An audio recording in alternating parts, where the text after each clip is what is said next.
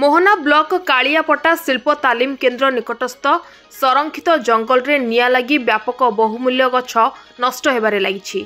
आज संध्या 6टा समय रे मोहना वनांचल और चंद्रगिरी वनांचल सीमारे थिबा कालियापटा जंगल रे निया लगी बहुमूल्यवान गछ नष्ट हो जाइछि।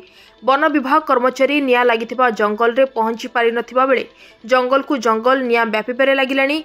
सूचना अनुसार महुल फूल संग्रह नाम रे जंगल रे निया लगाउछंती, जहा फल रे बहुमूल्यवान गछ नष्ट हेबारे लागिछि। वन विभाग पक्षरु गाँ गाँ रे सचेतन करा जाउछि निया न लगेबा पई, तथापि किछि खळ प्रकृतिर लोके जंगल रे निया लगाउछंती। जदि एही भली भाबरे जंगल रे निया लागि रहे ताहले आगामी दिन रे जंगल ध्वंस हेबारे लागि रहिबो। तेणु वन विभाग पक्षरु उचित कार्यानुष्ठान ग्रहण करिबा पई दाबी हेउछि।